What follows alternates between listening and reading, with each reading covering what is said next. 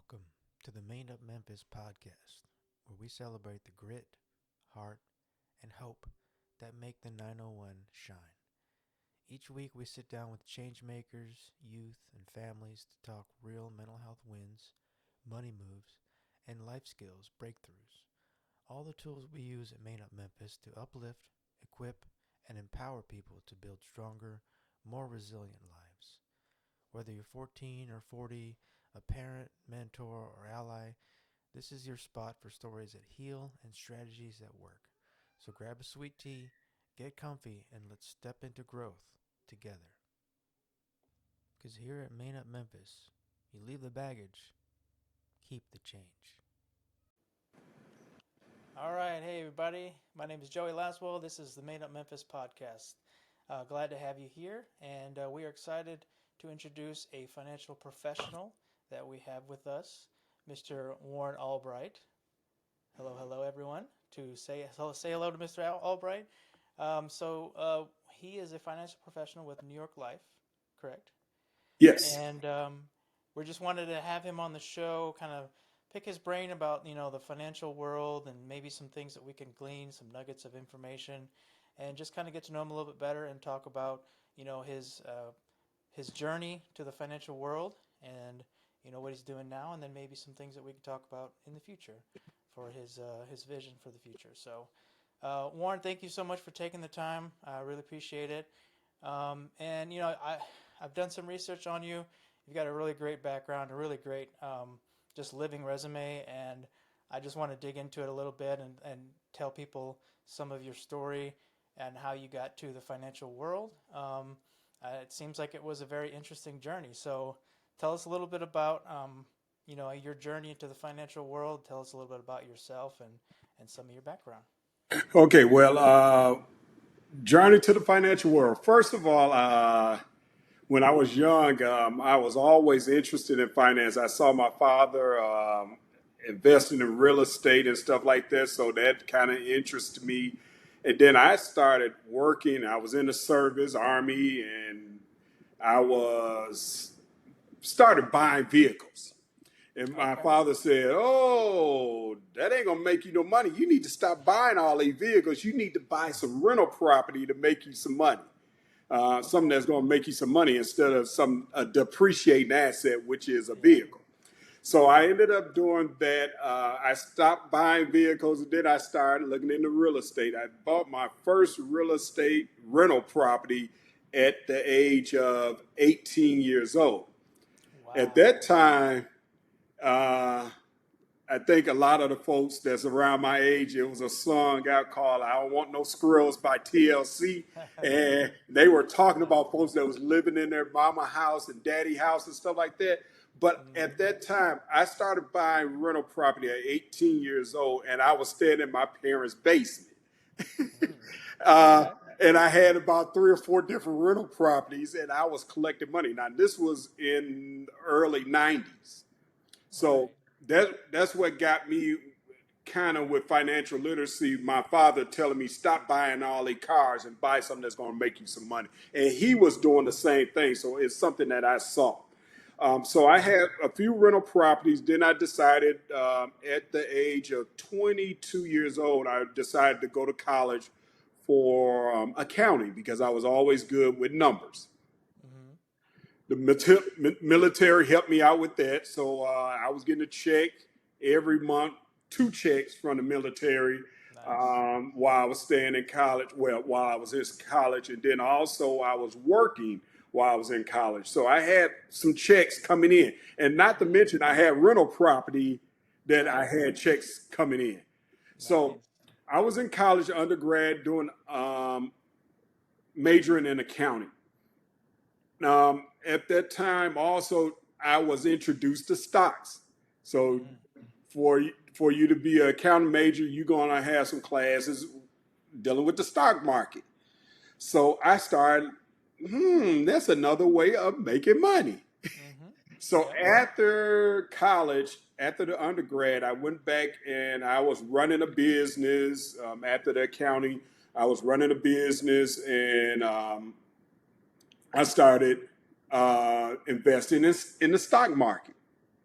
At a young age. I guess I was about 26 years old after I finished undergrad because I was a little late boomer because Mm-hmm. remember I was in the military. So Right. at about 26 years old, finishing undergrad, I started investing in stocks.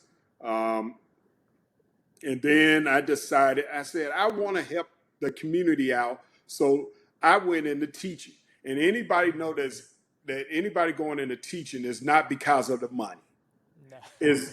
is not because of the money. So I went into teaching to try to help others out because I was looking at individuals that looked like me. The only role models they had, only male role models they had were rappers, basketball players, that kind of stuff. Yeah. And I know most individuals could not become a rapper. Most individuals could not become basketball players. Right. So Statistically, yeah.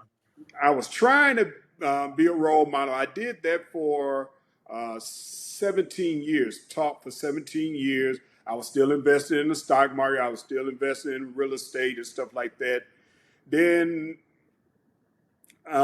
I decided I didn't want to. It was in other words, when your time have ran out, and I did Mm-hmm. education for 17 years. That was enough of that at that time. And I was thinking about another career where I can, and I missed talking about at that time also, I went back to get my MBA Mm-hmm. and also my master's of art in teaching. So I was always getting knowledge at the time also while I was working.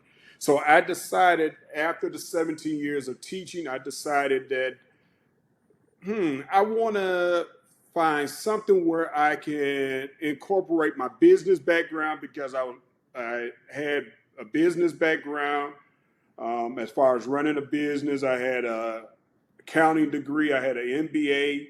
Now I had this teaching degree also. Mm. So now I said, okay, let me figure out something where I can incorporate all of that. So now what I'm doing now is teaching about financing or Mm. finances. And I'm trying to educate about finances. So instead of me teaching kids fifth grade, sixth grade about math, now I'm teaching about finances. So in all different ages, whether it's young or older, teaching all different ages about finances. Wow. Now that's a full circle story right there. You went, you started learning about financial literacy. You're on your own journey, and then now you're giving back to the next generation. And I just love that arc. I love that story. I love how you've basically incorporated bits of everything that you've learned and you've all your different roles into this new this new direction. And I just really love that. Um, and I guess, man, I have many questions about your past. So when it comes to your military service, was there any good financial lessons that you learned, or anything that you gleaned from your time in the service? I guess when started looking at finances and military, one thing I learned is when I was in school, if I went to drill on the weekend, I got paid. So that was Mm, one thing. Hey, I need to get on up and do my one mm, one weekend out of the month to get paid. So that helped me out a lot when I was in undergrad because I wasn't trying to get a job because I was in mm. school, and that's one Right. thing I like. I want to concentrate on school, and I couldn't concentrate on school and a job at the time. That's just me. Some individuals can, but my decisions prior to undergrad allowed me where I didn't have to um, go and work. I didn't have to work. Um, I was on a work study in undergrad, and I would go into work when I wanted to. So I would just do hours when I wanted to, just to have some extra pocket money. But the military really, certain things that the military taught me is as far as being punctual, um, taught me a lot of discipline. So some of that stuff, even when I'm dealing with customers right now, I got a lot of a lot of discipline. I got some that might be fussing, and I don't go back and start fussing back at them because the military taught us that, hey, they're going to fuss at you, but you couldn't say anything back. So, Right. and then I got a lot of patience, and the military taught me a lot of the patience. Yeah, the dealing It with sounds when like I'm dealing with. right, right. But you also sounds like you turn that energy into being a teacher. Like you use that patience in the classroom. I'm sure. So I just love that progression. You're using each job. They use skills from that job into the next career path, and so I think that's really inspirational to maybe a lot of people out there who are wondering, what does it take to get into the finance world? And it seems like everyone that I've talked to, it's usually a very indirect path to the financial world for a lot of people. But that also shows a life experience, lived experience. It shows that you're a real human being, that you're not, just a number cruncher. You have lived experience and all this really great breadth of experience. Yeah. So teaching for 17 years, man. I mean, I actually did apply for Teach for America this past year, this cycle. Ended up going a different direction, but yeah, I'm very passionate about teaching, or teaching what I know, and giving back and teaching financial literacy myself. But so yeah, with Made Up Memphis, for those that don't know, what does this have to do with Made Up Memphis? Well, we do have a financial literacy course. It's a 12-week program, and it's essentially, it's geared towards the 11 to 25-year-old age range, so that we're looking at the future of you know of America in a sense, well, maybe the globe if you want to call it. So we're trying to build a good solid foundation for people's finances at a younger age. So with that in mind, if you're speaking to somebody who's 18 years old, like you were, you had some good modeling, and now you're trying to be a good model of what to do. So, like let's just say you just met an 18-year-old in the street, and he was like, "What do I do? Where do I get started with managing my finances well?" What would you kind of give advice to him for? And I would say main thing is living below your means. In other words, Okay. Mm-hmm. whatever you making a month, you can't be spending that a month or more. Right. So a lot of times let's say, for instance, I'm going to throw out some numbers. You make $5,000 a month. Now that might be unrealistic for an 18-year-old, but let's say we just going to throw the numbers out: $5,000 a month. Mm-hmm. And if you're making $5,000 a month, you can't go out and spend $6,000 a month. Right. In other words, you're going to be in the hole every month. You're getting yourself in the hole $1,000 every month in that example. So what you need to be doing is trying to live below your means and not buy all this like I was doing. Like I started off because I had jobs and I was in the service. I was getting checks. I was staying at my parents' house for free. I didn't have any bills, and I started on the wrong path before my father real quick said, "Hey, you need to stop this. You need to change the direction that you're going because you're spending too much money on these vehicles." And that's what I was doing. And I see a lot of times in the community that Man Up Memphis is targeting, we have a lot of individuals that if you're making money, you're going to spend it on clothes, you're going to spend it on cars, you're going to spend it on jewelry, you're going to spend it on cologne, expensive cologne, you're going to spend it on purses. And all that stuff are depreciating assets. Really, I don't even call it an asset. Yeah. I call it a liability Right. because those things go down in value. So you need to start figuring out, hey, how can I, first of all, increase my income and decrease my expenses? So in other words, as a young person, you want to keep trying to increase your income. In other words, getting jobs that's better. If you find a job paying $20 an hour, and then you next thing you know, all of a sudden, Bucky's come in here and they paying 25, $30 an hour. You get that job. That don't mean you just because your income has increased. That don't mean that your expenses got to increase. Absolutely. So sometimes we can live, we have a comfortable life, but then all of a sudden we make a little bit more money and we think we need to spend more money because we'd have made a little bit more money. And that's not the case. That's not how you get rich. That's not how you become a millionaire. That's not how you save. And I give another good example. It was a bunch of government workers, and I know this because I deal with a lot of government workers. It was a lot of government workers that were making over $100,000 a year. Doge start cutting, and this is something recent. Doge start cutting, they lose their job. They 1 or 2 months away from not having any money to pay their bills. Yeah. In other words, you make over 100 grand a year, and you spending every bit of money that you take in. And this is not the way to go. This is not how you're gonna make a lot of money.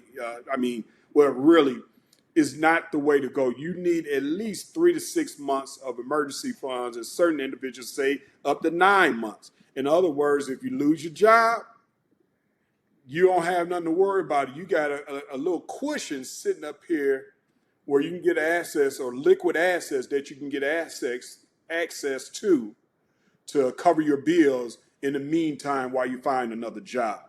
So my advice to young folks is try to find ways, whether it is going to school. Sometimes college is not the answer for everybody. I'm going to say this, college is not the answer for everybody. But one thing you can't take away from individuals is education. So that means that you need to figure out something that you like doing, whether it is a trade, taking up a trade. You can make good money on some of these trades, electrician and plumbers and all that other stuff. Take up a trade. Find something that you like doing. Hey, Bucky's is getting ready to come paying good money. No jobs getting ready to come to Memphis. Musk, this old plant that he building, I don't know, it's probably going to be a good paying job. You got Ford coming with this battery, building the batteries for the electric vehicles, good paying jobs. So find something that you like doing that's going to pay you well, and whatever you're making, do not spend it all. That's the key. Do not spend it all. Try to find ways of increasing your income, but not increasing your expenses. So just because, I give you another good example. Another thing too, there are going to be some individuals where you're going to go to and you might start, real estate is a good way of building wealth. But you go to the bank and they look at your finances. Sometimes the bank say, hey, you can afford $1 million home. That do not mean go out and find you $1 million home. Right. You know you haven't been living in no $1 million home before. You know you can live probably a $300,000 or $400,000 home be above what you've been living in. So do that. Get you a $300,000 or $400,000 home, which is going to be a nice home. But just because the bank said you can afford $1 million, you go out there and get $1 million home, and as soon as you leave that job, or as soon as the job go out of business, or whatever the case may be, then you lose your home. Right. So, Or your car, and like they do the same thing with the car dealerships. They're like, "Oh, how much can you afford?" And even though you wanted to spend $300, you technically can afford $500. So why not get the $500 loan? So it's kind of it's a sneaky part of a lot of the a lot of sadly some of these companies are yep, taking advantage of people's just lack of knowledge about knowledge. how things work, and the Ano- uh, behavioral side. Yep. And another thing too, if you look at the interest rates on some of those car loans, you don't want to be paying no 20%, 15, 20% on a car loan for 8 years. If you got to finance a car for 8 years, you probably cannot afford it. Yeah, You you're probably still need to be 3 to 5 years at tops.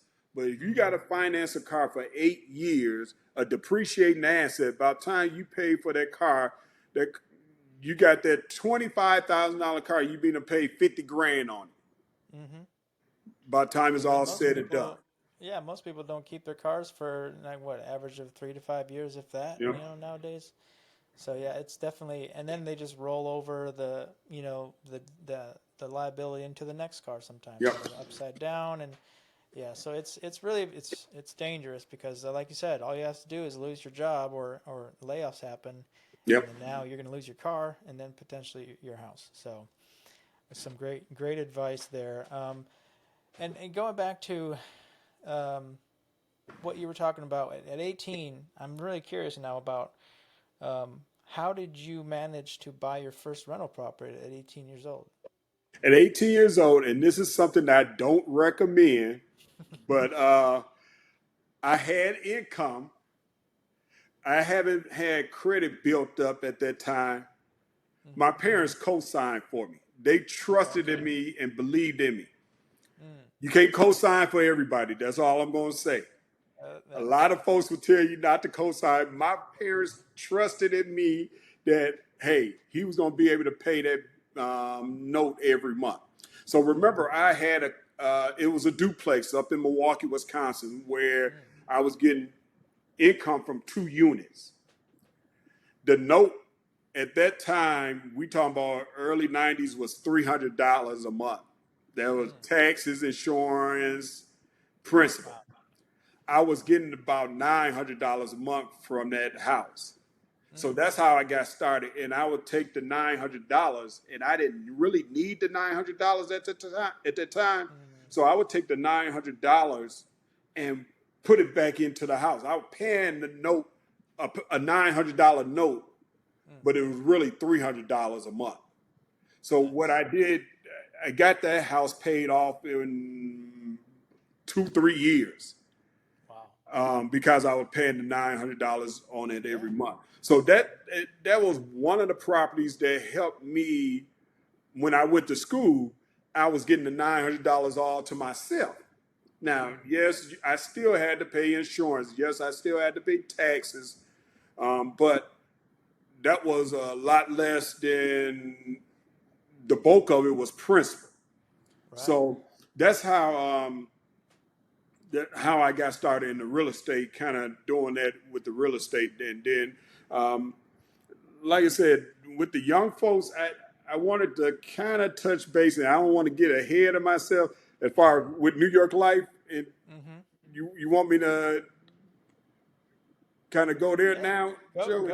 Let's go for it. Yeah. Let's Okay, go for it. okay. So now with New York Life, one thing we do is sell life insurance, and I'm going to just stick to life insurance right now. And when I was younger, I used to invest in life insurance is an investment. Invest in life insurance, but what I used to do was I was getting a policy, and it was a term policy. Now I don't have anything against any policies, but it was a term policy. I wish I would have known what I know now, because it probably would have been a whole life policy, something that accumulate cash value and the death benefit go up, something that I can borrow against, and tax free, no taxes on it. I probably would invest in like a permanent policy, like a whole life or IUL, something like that right now. But let me say this here for young folks that we are targeting for Man Up Memphis. There are some things that the insurance company is looking for when we are trying to insure individuals. And let me tell you what they are: motor vehicle record, alcohol, alcohol and drug use or history, Mm-hmm. medical records, prescription medication, um, blood pressure, body mass index. So the body, physical body, cholesterol, family history, nicotine, smoking, drugs, that kind of stuff.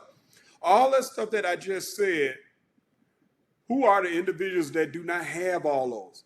Typically, Mm-hmm. is young folks. Mm-hmm. It's Mm-hmm. easier to get a insurance policy where it's going to go up in value, where you can borrow against later on when you're Mm-hmm. young, because it's easier to get approved. When you get over 18 years old, we are looking for medical records. We pulling medical records. Under 18 juveniles, we are not pulling any medical records. I can tell you that right now. We are not pulling any medical records. The older you get, you're going to eventually run into some health issues. Mm-hmm. You stick around. And I'll give you a quick story. My son, 23 years old, healthy, no issues at all. I got policies on him. He got 23 years old. All of a sudden, he went to the doctor's side, was hurting. He ended up suffering from leukemia. If he wouldn't have went to that doctor, if he would have waited 2 or 3 more days, he would have probably not been here. I say that to say I got insurance on him when he was healthy. Yeah. He had enough insurance when he was young. Mm-hmm. He's still young and still ran into some health issues. You just never know when you're going to run into some health issues. This is the reason why you get the insurance as early as possible. And remember I said the insurance is an asset. Mm-hmm. It's an appreciating asset. Yes. For young individuals. And those policies you can borrow against tax-free. Mm-hmm. And those policies, they got an acronym called SLURP, Supplemental Life Insurance Retirement Plan. You can set it up as a retirement plan where when you get 65 years old, you get a policy right now. When you get 65 years old, you can borrow from that policy tax-free, pay off your house, retire. That's a part of your retirement. It's not tied to the market or anything like that. And it's guaranteed to appreciate, backed by a company that's been in business for over 180 years, where they paying dividends and stuff like that, and they are financially sound. This company has been in business for 180 years, and they are the only insurance company that's in the top 100 of the Forbes 100 list. Wow. So I got a lot of things that's backed me up. I'm very educated concerning this stuff, and I'm also backed up by a company that's been in business for 180 years. Yes. And financially sound. Yes. The translation is you know what you're talking about, and you got the letters behind you and the institutions behind you. So I do appreciate you taking the time and kind of dropping some of these nuggets, because once again, like, part of what we want to do here at Man Up Memphis, we're trying to destigmatize finances. Personal finance seems like it's a really stressful topic for just about everyone to talk about. So we wanted to have these kinds of conversations about money, because for some people, they're hearing this for the very first time, Yep. And whether you're 18 or 45, like there's still something that you could learn about personal finances. Yep.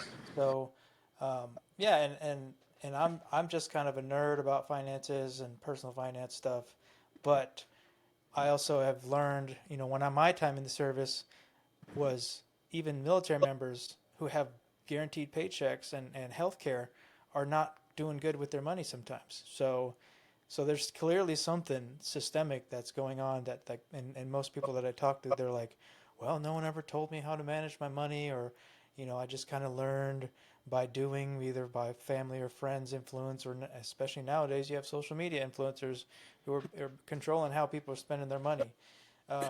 I'm glad you say that, Joey, because some of the individuals that I see that cannot deal with money or cannot handle money are doctors. Ooh. Individuals that make a lot of money, mm-hmm. but as far as got their finances in order, mm-hmm. Yeah. Well, then you get into like the lifestyle creep, and then hedonistic adaptation, where like you get these higher incomes, and then you naturally, for most people, you start to spend in accordance with what money you have coming in, and it just becomes natural and second nature. And then you don't realize, like you're saying, somebody who could be making 6 figures can be spending 6 figures, even though they make like a higher income.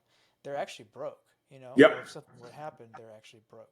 Let me give you a scenario. Let me give you a scenario concerning that, Joey. Uh-huh. Um, you can have one individual that make $50,000 but spend 35,000, and they have $15,000 left over every year. Mm-hmm. If you compare that to one that's making 150 and spending 150, Mm-hmm. the one that's making $50,000 and spending only 35 is really doing a lot better than the one that's making 150 and spending 150, because every year you are just breaking even. Mm-hmm. You don't have any money in savings or anything like that, and you can be one paycheck away from losing everything. Absolutely. So that's a great cautionary tale to, like you said in the beginning, living below your means. I mean, we should start with living within your means for some people, Yeah. because they're not exactly doing that. Like you said, some people are spending 6,000, they only make 5,000. So where's that money coming from? Usually credit cards, you know. Yep. So, and then the credit cards, we can go all day on that, but everyone knows that credit cards are a slippery slope, if not like a cautionary tale of what, you know, it's not your money. It's the bank's money. It's the credit card company's money, and they will gladly lend it to you, knowing that they're going to make money off of you doing Yep. this. So, Yep. um, I, I give you another. Everything that I said so far, Joey, you notice that mhm, I always have multiple streams of income, and that's absolutely. another thing, Hmm. that don't depend on one source of income. Have Yep. multiple streams of income, so you can have the folks that we deal with. They might say, "Hey, side hustle." Find your Hmm. side hustle. What is your side hustle where you can make some money? Whether it's, Hmm. you notice that I said I was in real estate. All I had to do was, the house was in good shape.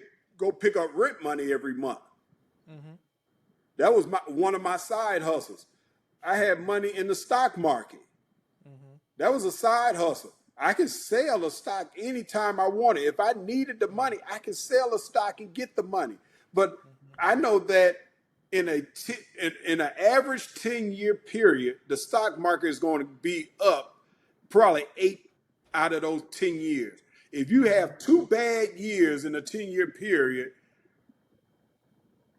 2 bad years out of 10, that's pretty good. Hmm. Yeah. But the Yeah. chances are you might have one bad year out of the 10-year, really. Just think Hmm. about what happened this year, when the stock market was down 20%. Mm. I had individuals reaching out to me talking about, I'm going to sell my portfolio look bad, and it's down 20%. I said, leave it alone. Hmm. Just let it stay. Right now, 2 months later, they done lost 20%, probably done gained about 25%, 30% right now Hmm. from the low. So Yeah. this is the Which is. reason why you stick in. It don't, and this goes back to something else that I'm gonna say for the young folks. Think long term and not short Hmm. term. Hmm. So a Yes. lot of the Which is. young folks, we are in a community now where we always think about, how can I get something fast? Hmm. Yeah. We get on the internet, we want something just like that. When you start dealing with finances, think long term and not short term. It's Hmm. not going to be instant gratification. You invested in the stock market, you're not going to make a bunch of money right off the bat. There might Hmm. be, you might invest in if you might invest it in the next month, you might lose 5 or 10%, Hmm. which is fine. Yeah. But just invest for the long term. If you keep it in there for the long term, it's definitely going to go up. Real estate is another good example of. I give you a good example. I moved down here 5 years ago, in this area 5 years ago. My house has appreciated probably about $400,000 since I've been here, in 5 years. Wow. That's something that I haven't did anything but live. I got to Hmm. live. I need a roof over my head. So if I'm Hmm. going to live, why not pay my own mortgage where I know I see an end, where it's going to Hmm. eventually be no mortgage, and before I retire, the house be paid off. Mm. But this Which asset is. is appreciating in value. Hmm. I just told you it appreciated $400,000 in 5 years. Mm. Just think about that.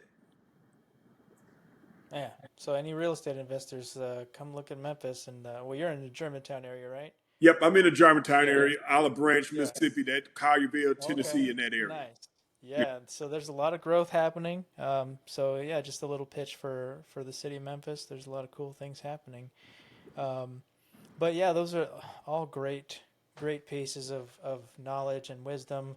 And really just part of the kind of, I think people think of money as a binary conversation sometimes, or like, it's only, you have to spend or you have to save aggressively and don't spend anything. So, people say, oh, you have to be super frugal. But I think there's always a balance somewhere in there. And that's usually moderation is where people struggle with, just like, um, they might eat too many calories in, not enough calories out. Yep. It's the same thing with spending. So like if some people spend a little bit too much, and it overrides how much they're bringing in. Yep. So it's really just the math problem, but the behavioral stuff is really what gets most people. Yep. I, That's the tricky part. Another thing that I do, Joey, is I'm going to say this, and not a lot of the community that Man Up Memphis is dealing with, they don't know anything about this. But one of the cheapest ways of becoming a millionaire is investing in life insurance policy. There are Mm, certain things that we know. We know we living, but one thing we do know, we are going to die. yes. So when it happened, we don't know when it's going to happen. It's all right to have a policy out on your parents Mm, where you can pay off all their debt. You can pay off all their bills when they mm-hmm. pass away. It's all right. Yeah. Your parents will love that. This is this is where we get into generational wealth and stuff like that. Folks leaving Yeah. stuff behind, where you're not leaving debt behind. Mm, Um, where when folks pass away, you don't have to do a GoFundMe yeah. and fish dinners and chicken dinners and all this other stuff. Insurance is one of the cheapest ways of passing down generational wealth, but we just need to be educated on the insurances that we are selling. Now, I'm going to say this here. The best insurance policy is the one that's enforced when you pass away. Mm, So I'm not going to say one is better than another, but I will give you the facts on all of them and let the client choose what's best for them. But as far as mm-hmm. somebody young, like an IUL or a whole life policy is pretty much like a savings account on steroids. Mm-hmm. That's what I would recommend for somebody's young. Older individuals is a little bit different, Yeah. because due to age and health and stuff like that, we got to start looking at other options. But younger folks, savings account on steroids. That's all I got to say. That you can borrow against, and is also going to provide a death benefit. Look up. I don't have to tell you this. Look up Rockefellers. How the Rockefellers pass down generational wealth. Mm, Look up yeah. that. Mm-hmm. Passed down generational for generations and generations, and still doing Mm-hmm. Right.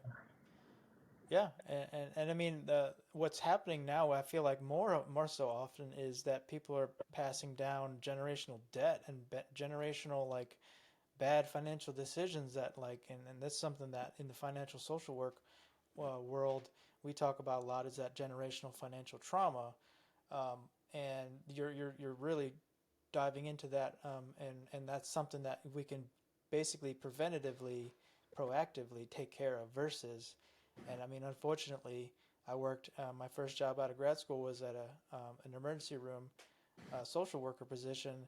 And unfortunately, I saw a lot of families who were just devastated by, a sudden death or, even a sudden disability.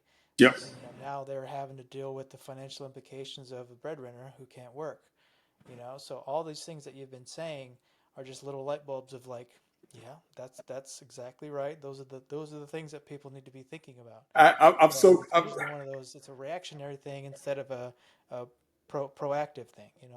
I'm so glad that you say that, Joey, because even when we are looking at a financial house, Mm-hmm. let's say the basement, the lower part of this house is the basement, Mm-hmm. and it's protection first. So protection is protect me from if I'm on a if I have a disability and I'm not able to work, what do I need? Disability insurance. Mm-hmm. That's what I sell. All right. If you protect your first, long term care, you got to go into a long term care facility. And now my watch talking, Siri talking. I ain't talking to you, Siri. Long term care facility. Those Mm-hmm. facilities, $8, $9, $10,000 a month. What do you need to protect your assets, your wealth? Long term care insurance. Mm-hmm. Um, Individuals lose their job. And this is something that I hear a lot about. Individuals say, well, I got this, I got that on the job. I say, oh, okay. But it's not transferable. And that's what they don't know, that you can't take it with you. Yeah. So you can have the disability insurance, long-term care insurance, all this other stuff, life insurance, and this is protection first, because what you're doing is trying to protect your income, ability to earn income. That's what you're trying to do, protect at the basement the basement of your financial house. But a lot of this stuff is not transferable, so you need something on the side besides what you have at your job. So that's the first part of the house. That's the basement. The Mm-hmm. next part is the accumulation phase, and the accumulation phase is you working and making a bunch of money. At Mm-hmm. that phase, this is when you start investing in the stock market and all this other stuff, because you're making money now. You Mm-hmm. 25 years old, 30 years old, you making money. You are trying to accumulate assets, accumulate money. Now, the last step, and we're gonna say this is the roof of the house, is the preservation stage, meaning that what you done got, you trying to keep. Yeah. Mm-hmm. You're not trying to lose any of that.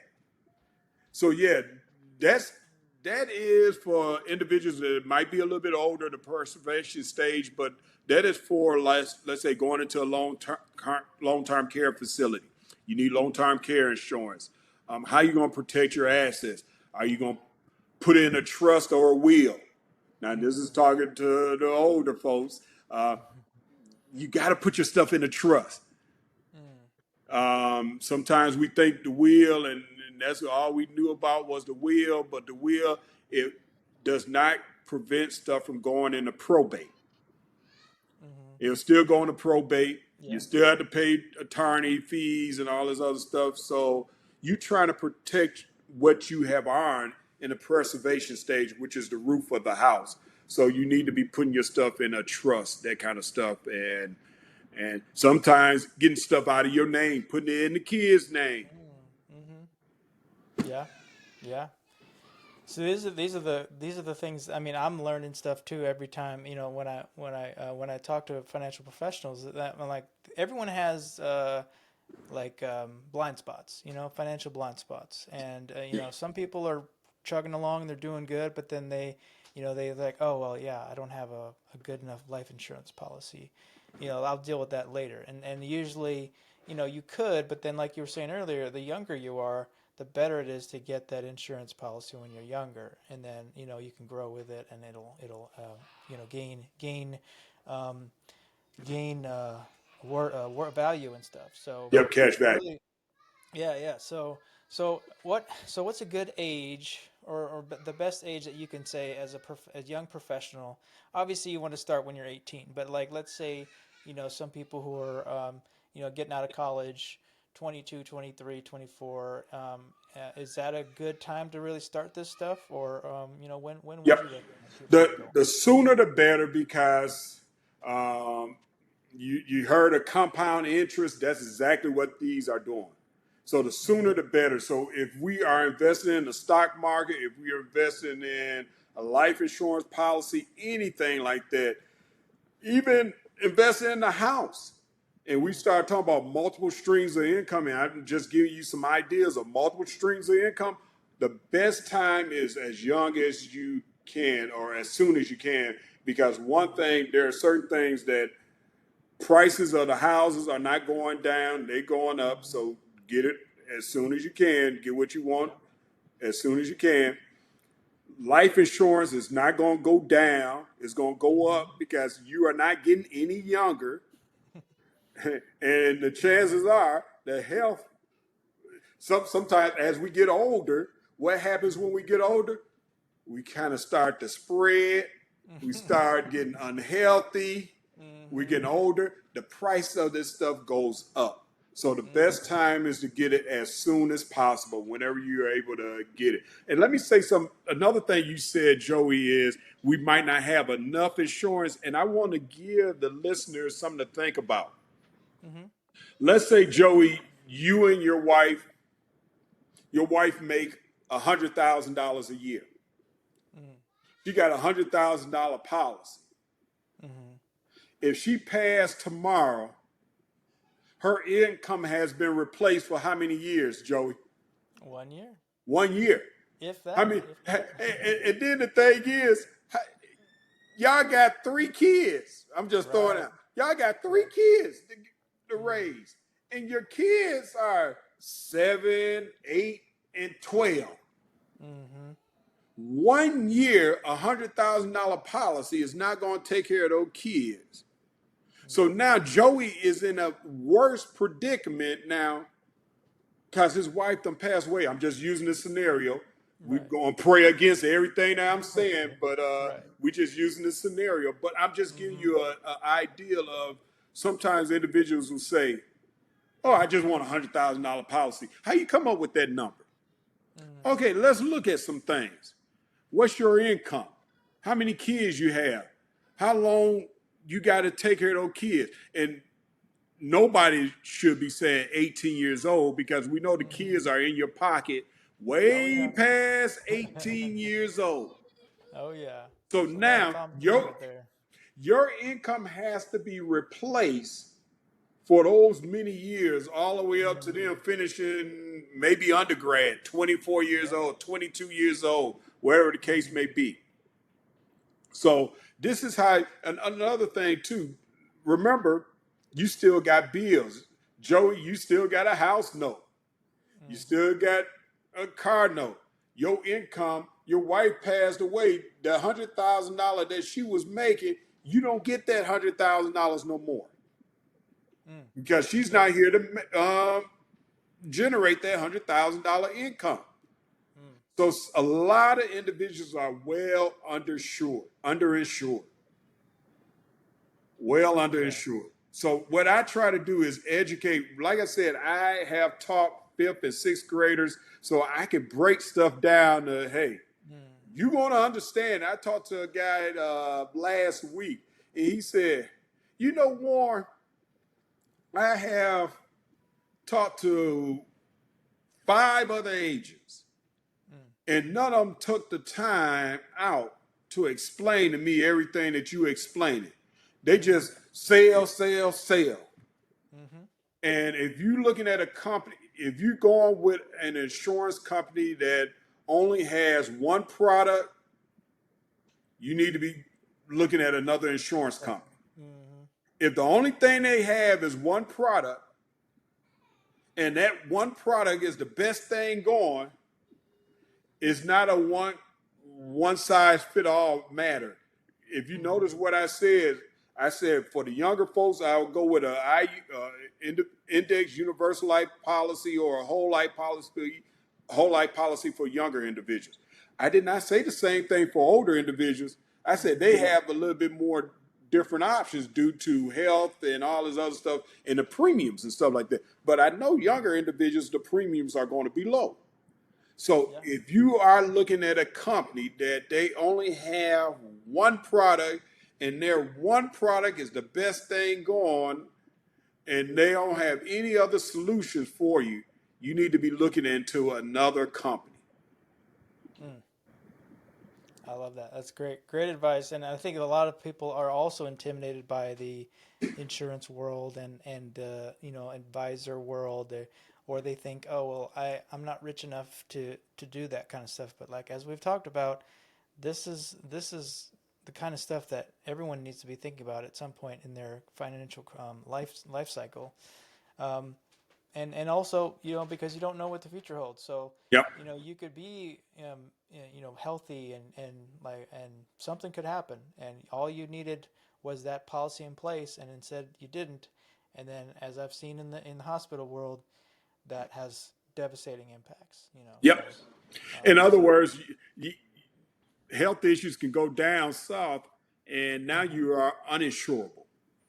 Yes, And anytime absolutely. somebody depend on you financially, you definitely need a policy. Hmm. If you if somebody depend on you financially, whether it's wife, kids, you need a policy. And then the thing is, if even if somebody don't depend on you financially, get a policy and set up a generation, your nephew, niece, Mm. or whatever the case Hmm. may be. Because one thing we do know, you are gonna die. You are Hmm. gonna leave here. Why not set somebody else up? Yeah. Your a family member. And I believe, and I'm going to say this here, Joey, I believe some of the crime and all this other stuff that we have seen in this world, a lot of it is due to lack of finances. If you Yes. had money, you would not be running around here knocking folks upside the head for their cars and breaking into Hmm. liquor stores and breaking in breaking in stores and smash and grab and all this other stuff. Hmm. Why? You'll be at home trying to get you some sleep to go to the job the next day. Hmm. Yes. But Absolutely. when you have financial issues, it brings about other issues. Now you're trying to take what you don't have. Mm. And that's a great point. And that actually kind of ties into something that I was looking at. I was thinking about it from a more bigger lens picture, like 1,000 foot view or 10,000 foot view. Like what are some of the we've talked about some kind of micro things that we could do, but are there any things at the community level or beyond that we could start uh, working on these financial problems? Because I mean, like you said, there's some systemic things that are going on. There's generational traumas, but is there anything at the local level that we can do to kind of change the narrative and really break the cycle? I think so. And one thing we got to do when we dealing with communities is building trust, Mm. making sure that they trust you. So they got to know you and trust you. And then we can start trying to educate. If we're Mm-hmm. educating them, because that's what we need. We need education for, I mean, financial education. Mm-hmm. This is something that's not taught in schools. I remember even when I was in school, we had at least a Mm. home ec class. Finances should be taught in school. Absolutely. This is something that should be taught in school. So I'm just looking for opportunities where I can build trust within a community and educate them. Mm. I'm not worried about whether they buy anything from me. If I'm educating them, I know eventually they will decide that, hey, I need to do some of the things that he is doing. Mm. Um, Because you're living proof too. Like you, yep, you've walked the walk. yep, You talk the talk, but you've done all these steps, and now you are at a really good yep. place financially. I So yeah, that's a it, good example to live. it's been times where, and I'm in a career where it's commission based. Hmm. So there are months where you can make 20, 30, $40,000. There are next months you can make Mm. $0. Hmm. You have to know how to budget your money. Just because you make 20 grand or 30 grand last month, that don't Hmm. mean you go spend the 30 grand that you'd have made last month, Hmm. because the Hmm. following month it could be zero. Mm. So this is something where you gotta, as a financial professional, also I gotta budget myself, and make sure that I have everything that I'm telling you, emergency funds sitting on the sideline, different sources of income coming in. This is something very important. Don't just depend on one thing. And I think a lot of you have heard, don't put all your eggs in one basket. Diversification. Yep. This is diversification. When you got rental property, that money come in every month. They staying in your house. They got to pay you. When you had a stock market, that money going up.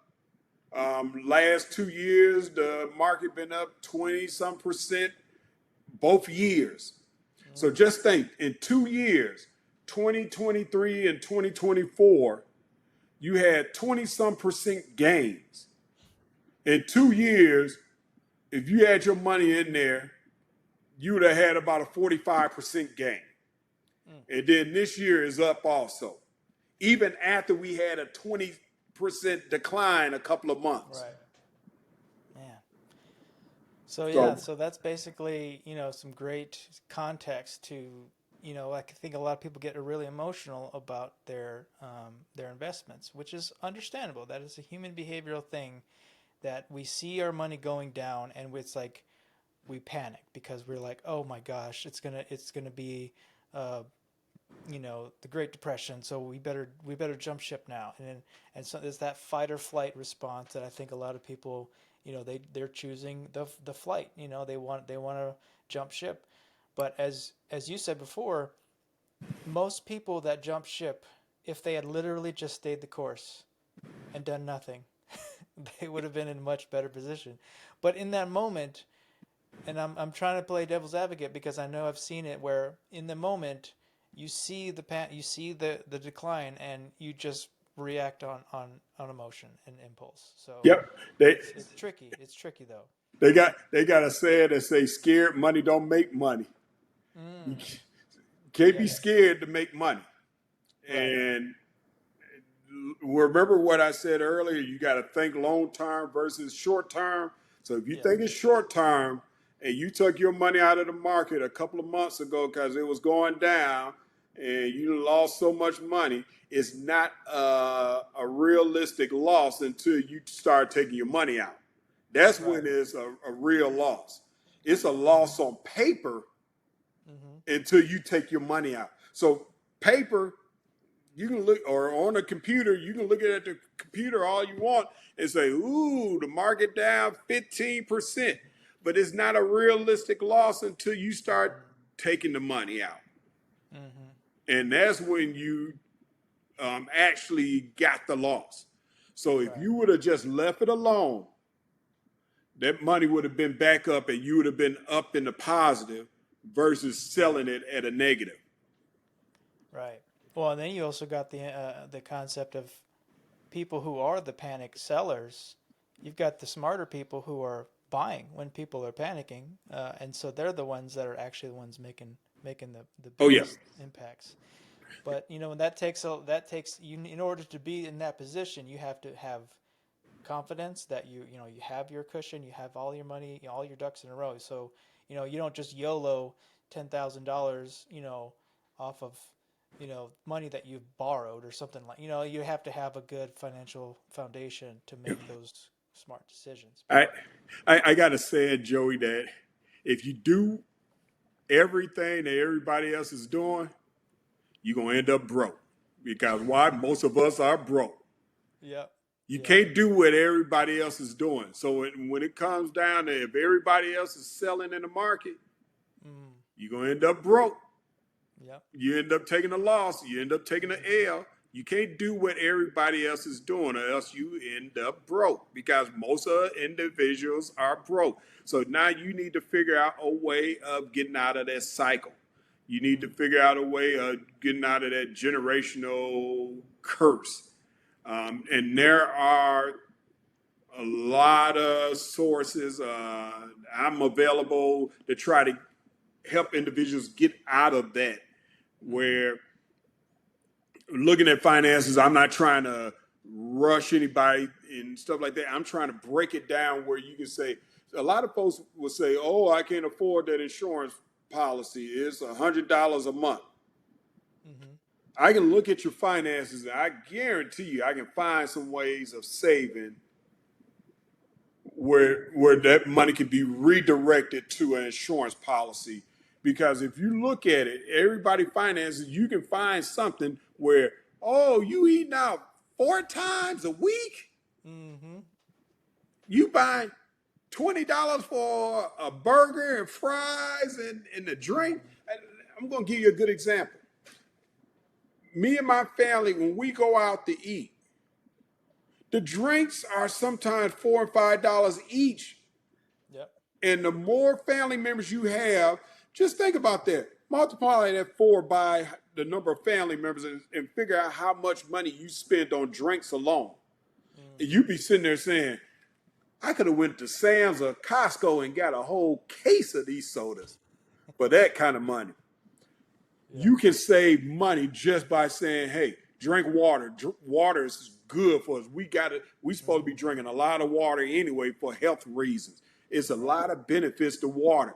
Drink water when you go out. Watch how you save on that restaurant bill. Little stuff like that can save you money, or going to the restaurant 4 times a week.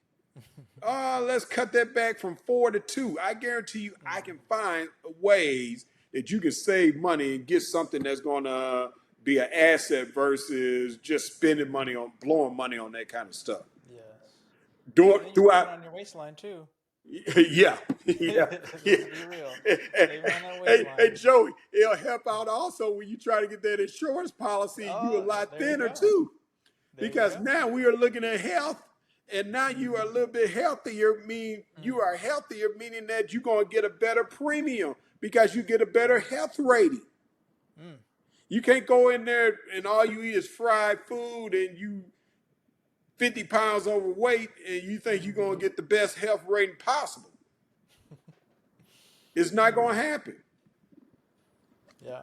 Yeah. So it's all part of the bigger picture here, that, like everything adds up, whether it's on your waistline, which adds to your life insurance rates. So yeah, I mean, man, it's a lot We of done great talked stuff about a here. lot of stuff. I know. We could probably go on for another hour, but we're approaching. Well, we just hit an hour, so Yeah, a lot of great stuff. We're gonna have you on for another session. It seems like, that'd be because well welcome.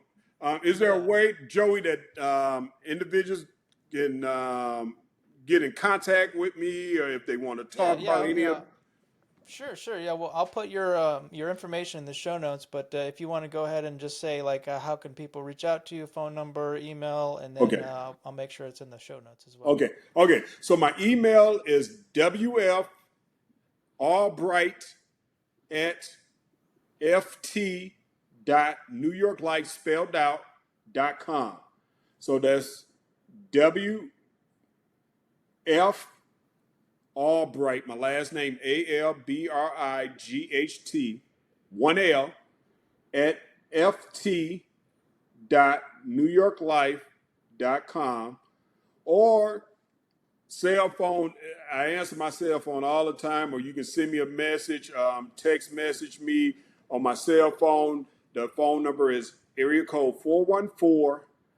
414-573-2449. That's area code 414-573-2449. And when you reach out to me, it don't have any way I can help you. It does not have to be leading to you purchasing anything. Any way I can help you, I would love to sit down and talk to you and figure out ways that I can help you and your family financially, because we need this financial literacy, and whether it's kids or parents or whatever, we need it.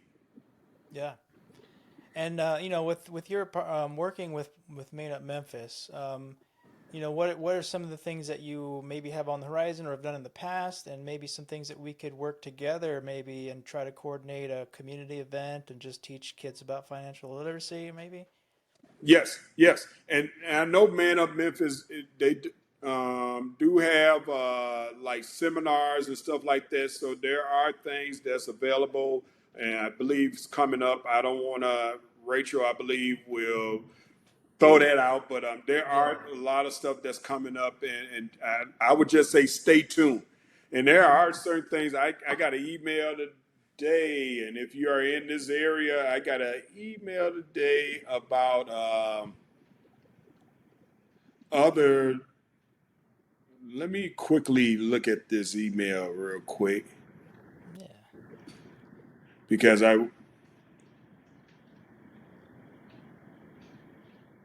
not to mention New York Life. We have a lot of stuff that we try to educate individuals with seminars and stuff like that. But there is something going on in the Memphis area, the Black Chamber of Memphis. It's a 2025 Building Wealth in Our Community Symposium. Talking about finances. So there are things that's available. And it's coming up the end of this month, July 31st through the 1st of August. Okay. So, And is and that then in another person thing. or So, virtual? so individuals that's listening, you got my contact information, the phone number, email. You can let me know. Hey, I would like to know upcoming seminars, or can I? You want me to talk to you one on one? One thing I'm not going to do is rush you off. So I'm going to listen to, because this is how you make sound decisions, not somebody. Right. I'm going to give you a good example. You got a doctor. When you go see the doctor don't just come in the room and say, "Oh, you sneezing? Okay, well, we got some for that. You got some Claritin. Bye." You know, they don't just do that. They ask you questions. And as a financial professional, I gotta ask you questions to get deep into your finances to make the best decision for you. So Yes.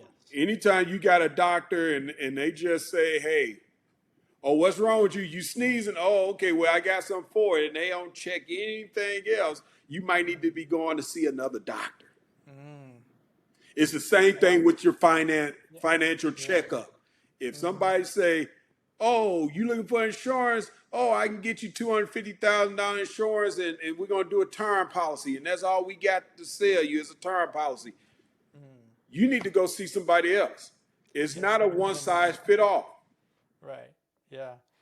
And actually, that goes back to when it comes to advocating for yourself, like with your health. Like you want to be smart about know your body, know what's going in, know what's going out. Same thing with your finances. You want to know, like, if you're going to see a financial professional, just know that they're going to ask you about your finances. So you want to have all that information ready. And sometimes a lot of people, it's out of sight, out of mind, or it's just like a mindless thing where they just have like this numbers running in their head and it's like not concrete. Maybe they've never written it down on paper. So that's one of the biggest things that I tell people is to just create some mindfulness around your money, because most people don't even just do that. I, I give you another good example, Joey, that when we start talking about education, I run into a lot of individuals where they have a policy where it's getting ready to expire. They 70 some years old now. It's going to be hard for them to get insurance now because of health and age and the price of insurance because of them being older.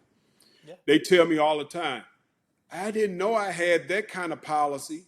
In other words, the agent sold them something just to be selling them something to make a commission, but it wasn't in best interest of that client. Because now the client's saying, "Ooh, I wish I still had insurance, but I can't get insurance now because of my health, because of my age. I thought I had this, but no, that's not actually what you have." So I will go over individuals, whether it's with other companies or with my company, whatever. I will go over policies to educate individuals so they know exactly what they have, because a lot of individuals don't know what kind of policies they have. Because it's one policy, I'm going to say it's one policy that only pay out 2% of the time. I want individuals to know that this policy got a 2% chance of paying out, or you might outlive that policy. You're probably going to outlive this policy that pays out 2% of the time. I want to let you know that. Yeah.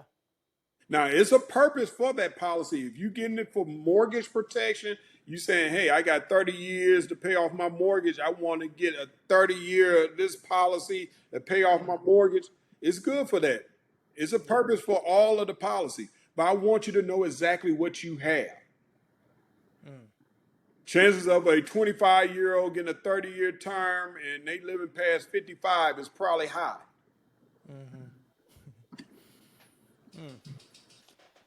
Well, A Warren, lot. man, this has been great. But I do want to give like if there's anything we already mentioned what you got on the horizon or some events that are going on.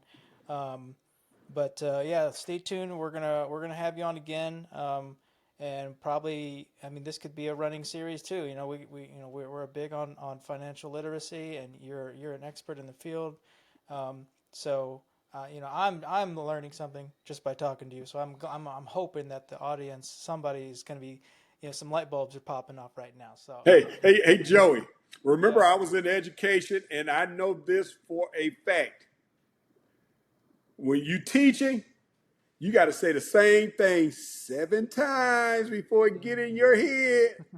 So I can come back on and say the same thing, and sometimes it got to be said numerous of times before individuals get it. yeah, yeah, One time, you know, they might have got some things, but some of the stuff just went right over their head. So, I mean, if I got to keep saying the same thing over and over again, anything to make the community better as far as financial, yeah. as far as building ways of building financial wealth and passing on generational wealth. Yes. And you're doing your part by spreading the wealth of knowledge that you have, which Yes. if people take your advice to heart, then it will turn into real dollars and real wealth down the road. Yep. So I see that. I appreciate you doing that and taking the time out of your schedule to talk to us and our audience. We're gonna definitely do this again.